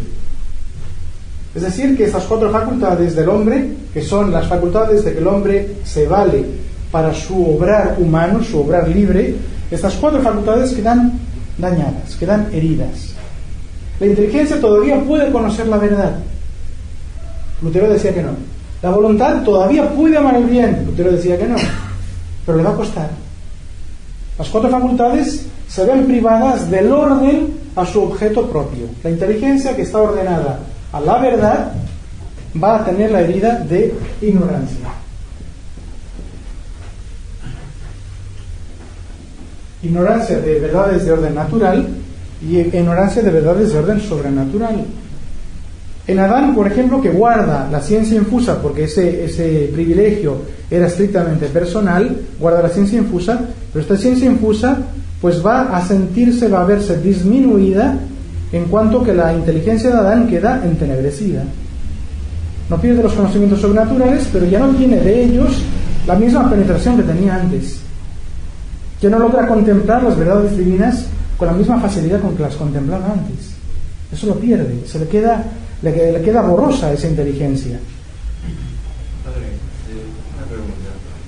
Respecto a cuando ellos caen, digamos, en la tentación de probar ese fruto, ellos no estaban heridos todavía, ¿no es cierto? No estaban heridos. Claro, entonces, ¿qué es lo que los hace, digamos, qué expectativa tienen ellos en ese estado perfecto, digamos, al probar ese fruto? Es decir, ¿cuál es la parte simbólica de la cuestión y cuál es lo literal del asunto? Más que nada, porque a veces me es complicado explicarlo a los que no tienen fe, cuando se habla mucho de la manzana que ha mordido y todo eso. No sé si se entiende la pregunta. Sí, o sea, ¿por dónde entró el pecado en Adán? Sí, exactamente. ¿Cuál fue la entrada? ¿De qué manera la fruta prohibida diríamos, solicitaba el pecado de Adán en la parte superior? Porque tenía que hacer eso. Claro. El pecado tenía que entrar aquí. No estaban heridos todavía. No están todavía heridos. O sea, podían caer porque el hombre, cuidado, el hombre, si bien tiene esos 4, tiene la gracia y tiene los dones preternaturales, el hombre no es impecable. La impecabilidad, diríamos, Dios no se la concedió a Adán y a Eva, se la concedió, sí, a la Virgen, por ejemplo. Es decir, que tenían todo para no pecar, pero el hombre tenía todavía la capacidad de cortarse, de faltar a Dios, sí, si él consentía, era el pecado. Claro, la libertad, sí. Lo mismo que el demonio también, la caída de Lucifer es todavía más misteriosa para nosotros, porque el demonio, en definitiva, el hombre pecó tentado, el demonio no pudo ser tentado. ¿Y cómo cayó? Era más perfecto. Era mucho más perfecto. O sea, es la falibilidad de la criatura. San Tomás dice, si la criatura es falible, si puede caer, alguna vez caerá. No sé, con Adán. Sí. Entonces, bueno, ahí el pecado tenía que entrar por la parte de la inteligencia. Entonces, el demonio va a proponerle a Adán algo apetecible, una semejanza con Dios. Es decir, un bien de orden espiritual. La semejanza con Dios es algo deseable. De hecho, es lo que nosotros esperamos alcanzar a través de la gracia, ser semejantes a Dios. Ser perfectos como vuestro Padre Celestial es perfecto. Sí, yo busco la semejanza con Dios. Es el mayor bien que puede ser el hombre, la semejanza con Dios. Entonces el demonio le propone ese bien a Adán, pero se lo propone de manera desordenada. Es decir, es que ese bien de la semejanza con Dios tú lo alcances infringiendo el mandamiento. Tú lo alcances a través, que tú alcances una ciencia, esta ciencia del bien y del mal, esta ciencia de todas las cosas, algo exclusivo de Dios, que tú lo alcances a través de la manducación de un árbol, de un fruto prohibido. Pero sin Dios. Sin Dios, claro. Claro, o sea, el pecado está en el modo de desearlo, no en la cosa deseada, que era buena, está en el modo de desearlo. Desearlo antes de tiempo, desearlo, diríamos, por un medio distinto al que Dios había determinado darles esa semejanza con Dios. De hecho, San Tomás dirá que ahí el demonio peca no por un deseo de ciencia, porque él ya tiene ciencia perfecta, el ángel es perfecto en ciencia. El demonio peca por desear una semejanza en poder con Dios. El demonio peca por pretender alcanzar la bienaventuranza con sus propias fuerzas. Una semejanza en poder. O sea, solamente Dios puede alcanzar la bienaventuranza por sus propias fuerzas. Porque la bienaventuranza solo es connatural a Dios. Para todas las demás criaturas es algo de un orden sobrenatural, siempre. Entonces, ¿qué pasó? Seguramente Dios propuso a Lucifer, diríamos, el dogma de la encarnación. Mira, yo me voy a encarnar, voy a crear seres espirituales, pero que van a ser también corporales, van a faltarme, y para redimirlos yo me voy a ser hombre, y tú tienes que aceptar mi realeza, en mí encarnado, para alcanzar tu bienaventuranza. Un poquito la realeza de Cristo y la realeza de la Virgen. Tienes que aceptarla para alcanzar la bienaventuranza eterna. Y entonces ahí lo explica muy bien el padre Castellani en uno de sus artículos, que como que Lucifer ve la falta de lógica en esa propuesta que Dios le hace que Dios le hace ahí en el cielo. Claro, porque dice, Señor, a ver, hablar al demonio. Tú has querido que todos los seres superiores controlen, gobiernen a los seres inferiores, ¿verdad? Tú lo has hecho así. Sí, yo he hecho así, todo jerárquico. Lo inferior es gobernado por lo superior. Bueno, Señor, pues mira, si a alguien le toca llevar toda la creación al último fin, ese soy yo. Me toca a mí llevar las criaturas a su último fin. No corresponde que tú hagas una excepción y pongas como consumador de la gloria a una naturaleza inferior a la mía.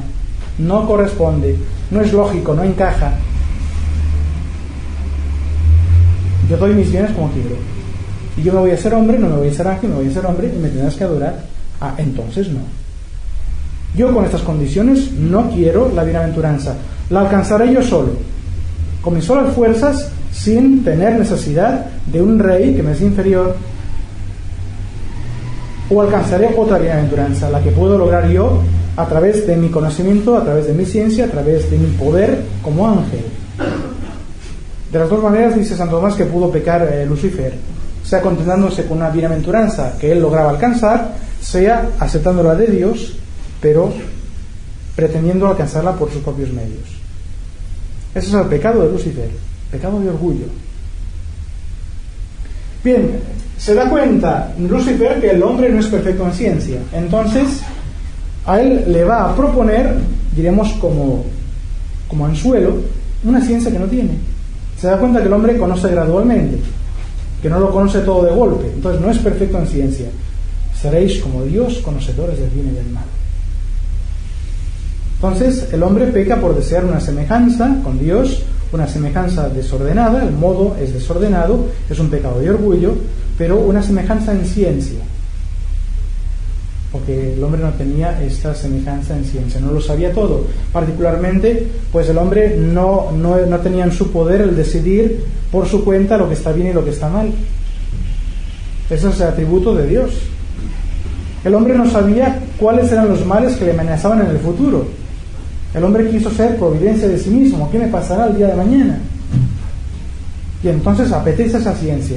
Pero este deseo de la ciencia, que el demonio le presenta a través del fruto prohibido, es formalmente un pecado de orgullo. Es un pecado de la inteligencia.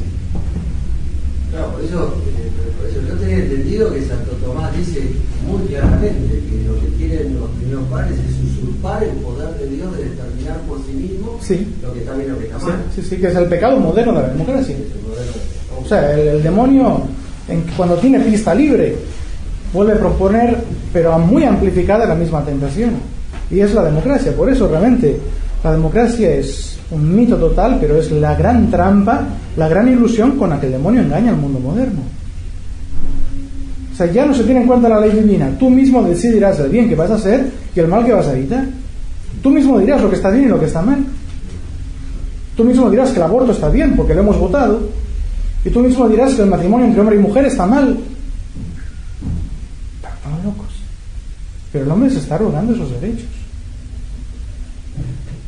De verdad que Santo Tomás lo explica en ese sentido.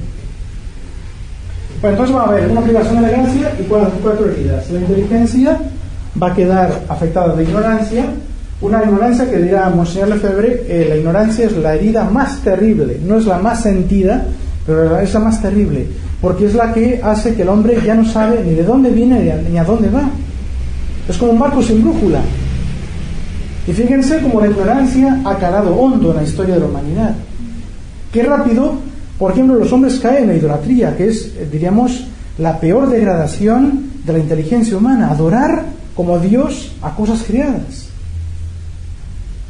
Salvo pueblo de Israel en el Antiguo Testamento, todos los demás pueblos son idólatras. La idolatría es algo generalizado. Desconocimiento de las verdades necesarias para salvarse. Fíjense la gran abundancia de errores que ha habido a lo largo de la historia. Es que los vemos nosotros hoy en día porque es la época que conocemos, pero cuando uno estudia una época de la humanidad, pero uno se ve, pero qué cantidad de errores que han plagado cada una de las etapas de la historia de la humanidad. Qué fácilmente el hombre se ha dejado engañar por miles de tonteras. La ignorancia, terrible. Después, en la voluntad, una malicia. La voluntad que tendría que buscar el bien y se da cuenta, nos damos cuenta nosotros de cómo estamos inclinados al mal. Que les decía que lo sabe toda madre de familia. Su hijo no desea el bien, desea las cosas están mal. Esa picardía, esa curiosidad que tienen los chicos y que tenemos nosotros. Nuestra voluntad ha quedado dañada con la malicia. Esta vez la herida, no la más desastrosa, pero sí la herida como más constante, esta malicia, esta negativa a darle a Dios lo que se le debe a Dios, al prójimo lo que se le debe al prójimo. Ese egoísmo, ese centrar toda la caridad o todo el amor, centrarlo en sí mismo, ese egoísmo. Es una manifestación predominante de la malicia.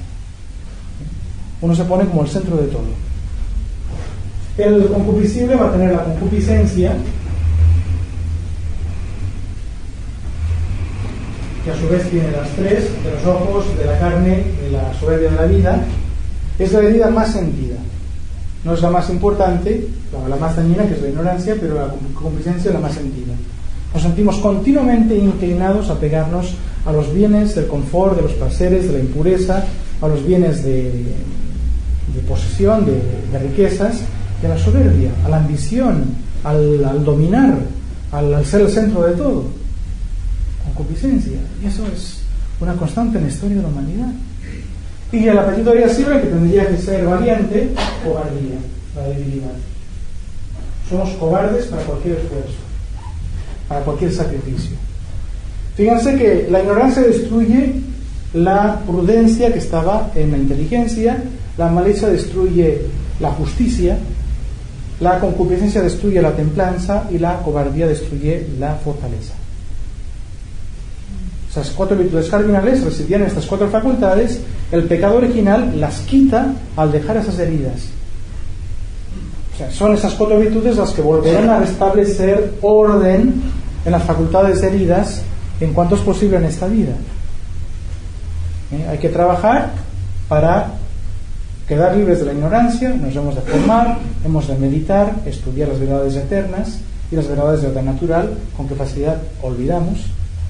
La malicia, hemos de trabajar continuamente para darle a cada cual lo suyo, empezando por Dios. La concupiscencia, hemos de controlar. Fíjense, la concupiscencia provoca en el cristiano sobre todo los 3 votos que vive el cristiano perfecto desde el religioso. Contra la concupiscencia de los ojos, la pobreza. Contra la concupiscencia de la carne, la castidad. Contra las ambiciones mundanas, la obediencia. Son los 3 remedios contra esa concupiscencia terrible. Y contra la herida de cobardía o de debilidad, pues hay que ir tratando de practicar la fortaleza, particularmente en su forma de paciencia, que es la forma como más falta nos hace. La paciencia es una derivada de la fortaleza. O sea que hay un elemento. Fíjense que cuando el bautismo me devuelve la gracia, destruye el elemento formal del pecado. Entonces ya tengo la gracia, pero la gracia me la devuelve el sacramento sin devolverme el orden primitivo. Eso lo recuperaré yo después de la muerte. Dios ha dejado entonces este desorden de la naturaleza para que tengamos nosotros materia para trabajar en virtudes, y que el cielo pues que nos cueste, ya que no supimos ganarlo cuando no costaba nada. Ahora que te cueste. Pero para que veas que tampoco no es tan difícil, te voy a poner un ejemplo. Te voy a poner a mi hijo en persona, que va a ir a la cabeza de ese esfuerzo que tú tienes que hacer.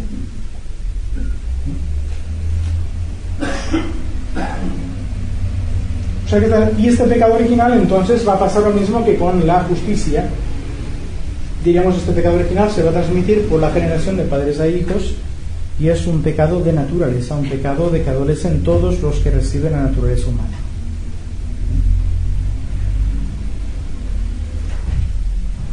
Bien, se podrían decir más cosas, pero para acabar ya rápidamente, me gustaría sobre todo mostrarles la importancia de por qué de esta doctrina de la Iglesia, de la importancia que tiene el conocimiento del pecado original y la pérdida de la justicia original. Lo ve también aquí muy bien el Monseñor de Lassus. Bien, ¿por qué es importante ese dogma del pecado original? Porque sin el dogma del pecado original, pues no estaría la persona del Redentor. O sea, el pecado original es una base, un fundamento de nuestra religión católica, que es justamente el pecado original el que motivó la misericordia de Dios de prometernos un Redentor. Todo el Antiguo Testamento no será más que la espera de ese Redentor prometido y de esta obra de la redención, en que el hombre se va a ver restaurado por la gracia, una gracia de vuelta al precio de la pasión y muerte del Hijo de Dios. O sea que está en juego la obra del Redentor, está en juego la Iglesia que continúa la obra de la redención, está en juego el orden sobrenatural. Lo que hemos de comprender muy bien nosotros es que el hombre ha sido concebido por Dios para funcionar con la gracia. Podría Dios haber creado al hombre en estado de naturaleza pura, pero no lo quiso hacer. Dios quiso que en el hombre hubiese 2 elementos, uno, diríamos, necesario, uno que reclama su misma naturaleza, y que hubiese otro elemento gratuito, pero que Dios quería que estuviese en el hombre, que es la gracia. El hombre solamente funciona bien con la gracia, y si le quitas la gracia, si pierde la gracia, la misma naturaleza queda profundamente herida. El hombre sin la gracia no es capaz de conocer bien. El hombre sin la gracia no es capaz de amar rectamente, porque ha sido diseñado por Dios para funcionar con la gracia. Y fíjense, en el orden social, este pecado original provocaba toda una serie de medidas, porque la sociedad cristiana era una sociedad realista que tenía en cuenta el hombre tal como ha quedado después del pecado, ese hombre que debe ser curado, ese hombre que debe ser restaurado en su estado primitivo. Entonces toda la institución social tenía en cuenta al hombre caído, y por eso hay autoridad en la sociedad cristiana, por eso hay jerarquía, por eso hay una manera determinada de educar a los niños. Todo el tema de la educación tiene en cuenta el pecado original. Y por eso educación de niñas y educación de niños. Y separación de los dos sexos.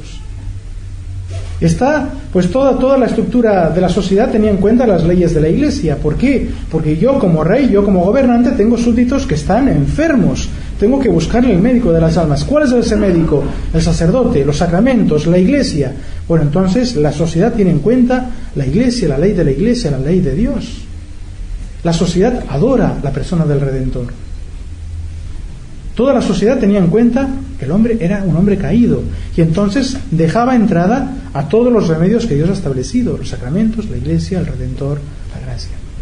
Es por eso que ven aquí el revolucionario. ¿Cómo hacer para apartar el mundo cristiano, para hacer un mundo que sea una imagen distinta, diríamos, destruir todo lo que es católico y hacer un novus ordo seculorum, un nuevo gobierno mundial, un nuevo gobierno de todas las cosas?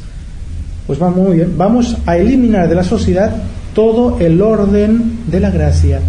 Vamos a decir que el hombre no necesita ningún redentor, que no necesita iglesia, que no necesita sacerdotes, que no necesita sacramentos, que no necesita educación cristiana, que no necesita religiosas ni religiosos. Todo eso está fuera.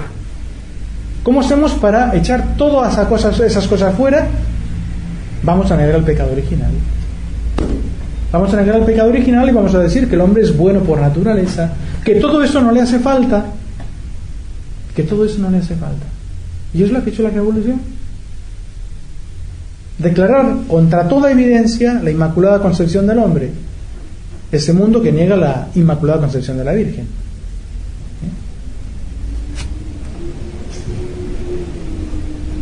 Ahí se ve todo un plan que no responde, diríamos, que no responde a un cálculo humano, responde a un cálculo satánico. Es el demonio el que dirige esto.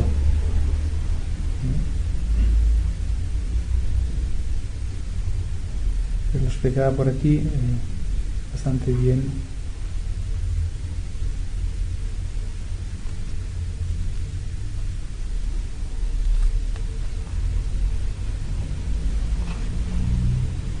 Es realmente una lucha contra todo el dogma de la religión cristiana.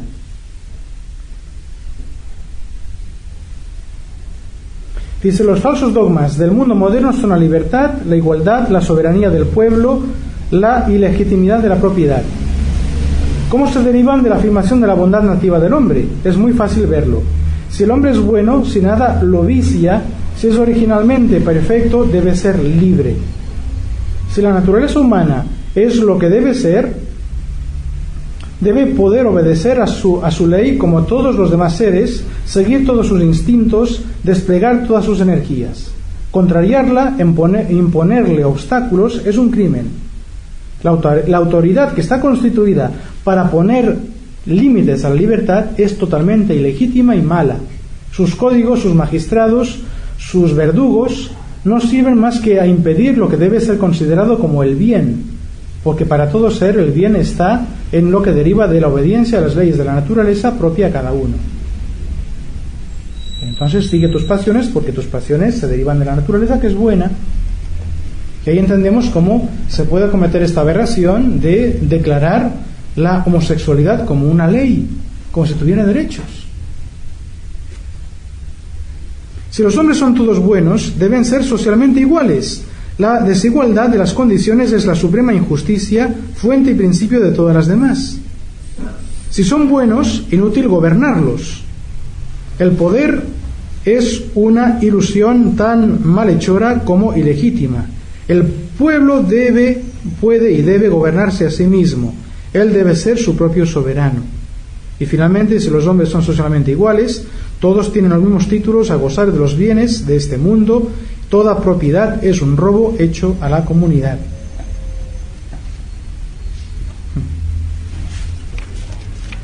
Vaya si no lo han visto bien, ¿eh? Y es lo que estamos viviendo hoy en día.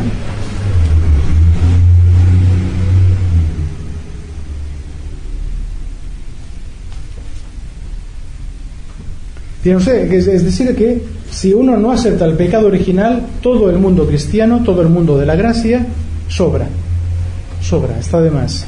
Si uno acepta el pecado original, el mundo de la gracia, la iglesia, el sacerdocio, los sacramentos, la educación cristiana son necesarios para la sociedad. La sociedad debe tener en cuenta estas instituciones. O sea que es una especie como de puntal. Son realmente dos ópticas distintas, totalmente opuestas. Una es irreconciliable con la otra. Y ahí sí, en este sentido, el pecado, el mundo moderno, se ve claramente que si comete un pecado, que lo había ya también dicho, y con esto acabo, lo había visto muy bien el padre Manuel, si uno tuviese que resumir en una sola palabra la mentalidad del mundo moderno, uno diría que es el pecado de Lucifer. Pero ¿qué forma reviste ese pecado de Lucifer? El padre Manuel decía, el mal del mundo moderno es el naturalismo. El pensar que el hombre con su propia naturaleza se basta, que en su propia naturaleza lo tiene todo, que el orden sobrenatural es un orden innecesario, superfluo, sino dañino. Es el pecado de Lucifer, el que dice, yo me basto a mí mismo sin la gracia. Pecado de naturalismo. Pecado también podríamos decir de pelagianismo. ¿Sí? El hombre alcanza su fin por sus propias fuerzas. Pecado de pelagianismo, que es el pecado de Lucifer. El hombre que pretende alcanzar por sus propias fuerzas su meta última, que es la divinidad. Acabaremos en la divinización del hombre, el hombre adorado como Dios. Yo no sé si han visto ustedes, así que puede servir tal vez de pequeña conclusión. No sé si algunos de ustedes han leído el libro del padre Membiel sobre Teilhard de Chardin. Interesante porque se ve claramente cómo es un pilar desde el punto de vista teológico del mundo moderno, ¿no? ¿Qué dice él en lenguaje más o menos cristiano? Más o menos, porque no es... Y él todo, él explica muy bien el padre. Yo ahí resumo mucho, ¿no? La obra del padre Membiel. El padre Teilhard de Chardin tiene la concepción de Dios, la concepción que tiene la Cábala, un Dios infinitamente difuso, o sea, infinito pero en difusión, en imperfección, y entonces se imagina, porque esto es obra de un poeta, de alguien que tiene mucha imaginación, pues se imagina que ese Dios poco a poco, pues que se va condensando. En Dios hay como la misma ley que pues, se pone hoy en día la materia, con la ley de la evolución, de la materia que tiene una tendencia a perfeccionarse. Eso arranca con Dios. Dios tiene en su infinita difusión una tendencia a perfeccionarse, como que Dios se va concentrando sobre sí mismo, y cuando Dios se concentra sobre sí mismo, siendo infinitamente difuso, tenemos lugar la cosmogénesis. Fíjense, él no quiere hablar de cosmos. Hablar de cosmos sería hablar de esencias definidas. No, una cosmogénesis, una continua formación de cosmos. Pero cosmogénesis, el cosmos es Dios que alcanza una perfección que antes no tenía. El mundo es divino. El mundo es la perfección de Dios. Es un panteísmo, estamos ya en el panteísmo. Este cosmos se va condensando cada vez más sobre sí mismo y sale la biogénesis, sale la vida. Fíjense que está en todos los manuales.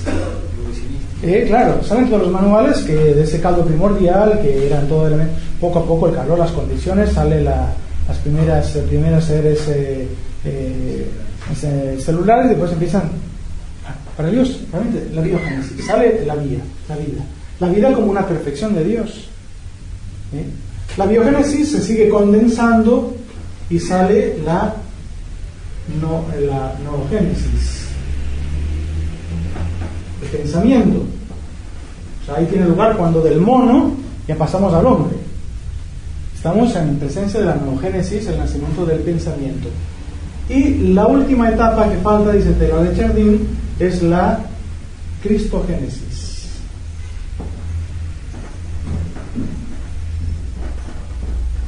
Es decir, que el hombre, la siguiente etapa de la evolución, es que el hombre, cada vez más consciente de sí mismo, cada vez más consciente de su dignidad, llegará un día, al igual que Cristo, a darse cuenta de que es Dios.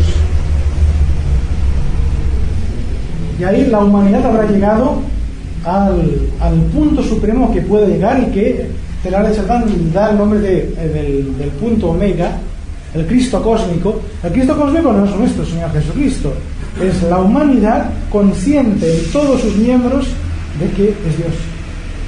Y Cristo no es más que el ejemplar, el primer hombre que ha hecho eso, el primer hombre que se ha dado cuenta que es Dios. Pero estamos apuntando a eso, y se está estableciendo, digamos, esta etapa en que el hombre ya tiene tal dignidad que se da cuenta poco a poco de que Él es el bien supremo, de que por encima de Él no hay nada, y un día acabaremos, porque será la religión del anticristo, acabaremos en la adoración del hombre. Y el anticristo se dará a adorar como el hombre por excelencia, el ex homo. Aquí tenéis al hombre, adoraremos, se querrá ser adorado al anticristo, como recibiendo él las adoraciones de toda la humanidad. Toda la adoración de la humanidad hacia sí misma recaerá en ese hombre, que será como el prototipo de lo que es el hombre, de lo que es la humanidad. Es lo que explica muy bien también Benson, el Señor del Mundo. Está muy bien explicado. Se está preparando esto, y fíjense cómo por este motivo ha tenido tanta repercusión la doctrina de Teilhard de Chardin. Es que es una doctrina que está en consonancia con el pensamiento moderno. Y el hombre pues aquí aparece como la última evolución de Dios. Dios encuentra su perfección en el hombre, y eso es lo que dice el Vaticano II. El hombre es la única criatura que Dios ha creado por sí mismo, por sí misma. La única criatura que Dios ha creado al hombre por el hombre. ¿Qué dice el Vaticano II? Estamos entrando de manos de la jerarquía de la Iglesia en esta concepción de que Dios encuentra su gloria en el hombre. Dios encuentra, diríamos, su fin, por decirlo así, en el hombre. De hecho, hay textos del Vaticano II, esto también lo pueden leer en este librito escrito por un sacerdote de San Rafael sobre Ranner, y el padre Ferraro, me parece. Ferraro, ¿no? Sí. Donde hay Ranner lo dice claramente, dice: todo mi esfuerzo teológico consiste únicamente en interpretar el dogma católico en sentido panteísta. Lo dice claramente, Ranner lo dice: yo soy panteísta y quiero interpretar el dogma católico en sentido panteísta. Y por eso ahí la famosa declaración que es de Ranner, es un texto de Ranner que sale en el Vaticano II, que sale en Redemptor Hominis: por la encarnación Dios se ha unido en cierto modo con todo hombre, lo sepa o no lo sepa, lo quiera o no lo quiera. Pero ese texto es de Ranner. Por la encarnación Dios se ha unido con todo hombre. Fíjense, si nosotros somos católicos, diríamos que por la encarnación Dios se ha unido con un hombre, con uno, no con todos. Decir que Dios se ha unido con todo hombre significa decir que la unión hipostática se da con todos nosotros, que todos somos Dios como Cristo. Ya está. Ranner ha logrado interpretar en clave panteísta el dogma de la encarnación. Todos los hombres son Dios. Lo sepan o no lo sepan, lo quieran o no lo quieran. Es esto, es la última etapa. Realmente vamos a llegar a esta adoración del hombre para desplazar la adoración de Dios. Padre, incluso también se han valido de negar no solamente la bondad original de Adán, sino incluso la propia individualidad en sí. Para negar cualquier transmisión del pecado, también algunos dijeron que había no uno, sino varios, un pueblo, mujeres y hombres. Sí, por supuesto. Entonces ahí medio como que se difumina la transmisión del pecado. Y todo el dogma católico, esto ya lo hablamos un poquito en las jornadas de humanidades. ¿Cómo es conciliable la evolución del hombre, una doctrina católica evolucionista, con el dogma de la justicia original? ¿En qué momento tú le das a un mono una inmortalidad? ¿En qué momento el mono tuvo justicia original? Porque si Adán es fruto de una evolución, quiere decir que la justicia original se da en alguna etapa de la evolución del hombre. A ver, explícame tú cuando hay monos inmortales, no sé. Explícame cómo conciliar eso. Totalmente inconciliable. Entonces, hay una doctrina católica de la evolución. Yo pienso que no. Yo pienso que la evolución es un paradigma, como dicen hoy en día, es una concepción del mundo totalmente opuesta a la concepción católica. Totalmente opuesta. Claro, ¿dónde metes tú el pecado original, la justicia original, en este proceso evolutivo? Cuando es un semihombre, cuando es ya un homínido completo, cuando tiene cuántos centímetros de cúbicos de cerebro, ¿dónde me pones ahí? No, y además lo que vendrá después, porque ahora están con la idea de las mutaciones, entonces que la evolución sigue. Sí, entonces no hay esencia. Por supuesto. En la década del 70 hubo una película que era Odisea del Espacio, los de Luna. Y ellos sostenían que esa justicia original del mono la recibe por unos extraterrestres. Le habían dado, habría que ver que se la dio a ella. No, que habían sido monos también. Sí, sí, era una monada. La ignorancia total, La ignorancia total. Mire, padre, que hay mucha gente que está creyendo en eso. Que Adán en una civilización iba a ir a otra civilización, multiplicación. Incluso no que Adán era hombres y mujeres, que se reproducían por partenogénica. Sí, todo un estudio. Lo dice Asturín, Sí. Y que todo lo demás, esa gente sostiene igual. No erosiones dogmas católicos. Lo único que dice que Adán era una civilización y Eva era otra civilización. Como pre-Atlántida, pre-Lemuria, un 1 y un 2, ¿no? Sí. Y los hijos de Jacob son 12 pueblos que se unen y dicen formar un pueblo, vete a saber en qué momento. Pero claro, para ellos en realidad cada persona es representativa de un clan. Tenemos la realidad de un clan. Entonces el matrimonio entre Isaac y Rebeca en realidad no son dos personas reales, es la unión de dos clanes en un solo pueblo. ¿Todos lo interpretan así? Pero el sentido del pecado original que ellos le dicen es haber cohabitado esas dos civilizaciones. Y es muy complejo, pero mire que hay mucha gente que ya lo cree, que justicia. Y después de eso dicen, toman otra vez la doctrina católica tradicional. No sé si me expliqué bien. Sí. Todos los Adanes eran hombres, otras mujeres. La reproducción era una especie de fuera partenogénica, y que el pecado representó la cohabitación entre los hombres y las mujeres. Eso es lo que dice. Que la civilización helística había sido sacada también exactamente igual, ¿no? Pero como civilización. Claro, pero sabes que es una tesis que anda. Es necesario hoy en día para poder justificar todas estas leyes abominables. Además, cualquier invento hoy en día se inventa. Y sobre todo, hoy en día quieren hacer de goma las esencias. Entonces, mostrar que el hombre puede engendrar con una mujer y puede engendrar con un hombre. O sea, yo te hago de goma la naturaleza humana. La naturaleza humana es indefinidamente modificable, la puedes alterar, y eso te lo afirman. Yo tengo por ahí un video también de la BDC, que es para cuando quiero reír un poco, pero miro, que es, y pensaba que era un chiste, el cual es un video sobre el Sol, pero de la BBC. Entonces el tema de ese video es que el Sol dentro de 5.800 millones de años explotará, dejará de ser estrella. Entonces nosotros, los hombres, tenemos ya que empezar a calcular ese acontecimiento para buscar otro lugar donde vivir.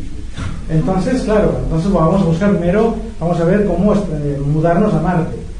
Y después de Marte nos tenemos que mudar a las estrellas. ¿Y cómo hacemos? Y bueno, hay que buscar un túnel galáctico y todo. Y claro, y habrá modificaciones en la naturaleza humana, porque mientras viajamos a las estrellas, pues tendremos que hibernar como los osos, aprenderemos a hibernar, ningún problema. Y aprenderemos a respirar como las aves, alternando con los dos pulmones, y como estaremos flotando todo el rato, pues nos soltarán las piernas, nos sobrarán, pues las reemplazamos por manos, que serán más útiles. Y realmente te da una imagen del hombre, que el hombre le sacas una pierna, le pones un bracito y es un muñeco intercambiable. Y esto es un vídeo de BBC, o sea, te lo dicen en serio. Es horrible, es evolucionista de todo. Te lo dicen en serio. Bueno, el problema es que 5.800 millones de años. Pero hay que empezar a prever. Lo ponen en. Yo no voy a estar. Hay que empezar a prever. Como nadie va a estar. El problema, padre, es que están que hacen un congreso sobre evolución con motivo de los 150 años de Darwin. Resulta que no invitan a los antievolucionistas. Y eso lo hacen en Roma. Y eso lo organiza Roma. ¿Cómo es posible que ni siquiera hagan el más mínimo equilibrio científico, que no tiene nada que ver con el tema teológico en principio, de no invitar a los científicos antievolucionistas que no existen? Que son muchos. Estamos dejando los católicos el campo a los protestantes y a los literalistas fundamentalistas, cuando ellos nos están enseñando que hay dificultades científicas muy graves, ¿no es cierto? Y los católicos no las estamos tomando. Esto es lo grave.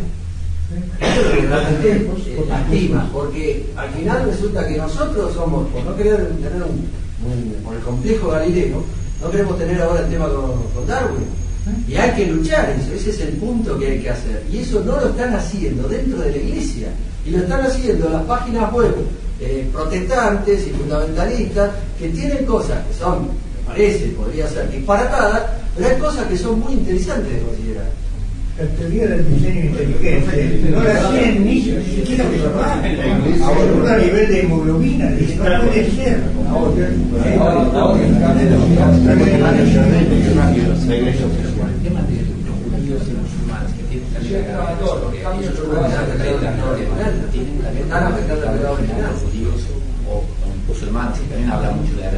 No lo sé como los judíos lo explican, no lo sé. Porque incluso entre los judíos hay también toda una corriente muy racionalista, donde los que interpretan, diríamos, lo que se apoyan todavía en la Sagrada Escritura son cada vez menos los judíos. Entonces realmente no sé cómo interpreta un judío los datos del Génesis relativos a la justicia original y al pecado. Padre, yo les puedo decir algo. Yo investigué un poquito, fui a la biblioteca del rabinato latinoamericano y todo eso. Los judíos no creen en el pecado original. Los judíos no sostienen una culpa original transmisible genéticamente. De tal manera que ellos afirman claramente que los niños nacen con el alma perfecta, inmaculada. Y los pecados son totalmente personales de los adultos o de las personas cuando empiezan a tener conciencia. Para los judíos no hay pecado original, cosa que es muy interesante para analizar el judaísmo moderno, porque termina siendo un pelagianismo típico, de definitiva, de lo que le cuestionó Pablo a los cristianos judaizantes. Porque les decía que ellos creían que la Torá se podía cumplir con la sola, es decir, en definitiva, con las solas fuerzas naturales. Y él les decía, no, la letra mata, la ley mata, y escrito el que vivifica. Entonces ahí está explicado perfectamente por qué el judaísmo es terriblemente racionalista y naturalista en el fondo. Ellos no creen en el pecado original. No hay pecado original. De hecho, también nosotros decimos, en principio, que la comprensión total del pecado original la hemos hecho gracias a Pablo y el anacoluto famoso del versículo 12 y todo eso de San Pablo. En donde ahí, en función de que en Cristo somos todos salvados, entonces retrocedemos hacia el Génesis y decimos, entonces pecamos todos en el Génesis. Pecamos todos en el pecado original. Y eso me parece que sí tiene bastante sentido. Ellos niegan, al negar el tema de Pablo, el tema de lo que es el Nuevo Testamento, entonces se quedan sin la clave absoluta de lo que significa el pecado original en el Pero eso indicaría también que el mismo judío, digamos, abandonó un pilar de la fe, porque los judíos del Antiguo Testamento, cuando el judaísmo, diríamos, era la religión revelada, siempre se creían el pecado original, siempre. Se lo dice claramente el Rey en el Salmo 50. Sí, pero la lectura del Génesis es distinta, padre. ¿Qué? Las secundaciones las dejamos para el final, tiene que terminar. Para que se puedan ir los Bueno, muchas gracias, padre.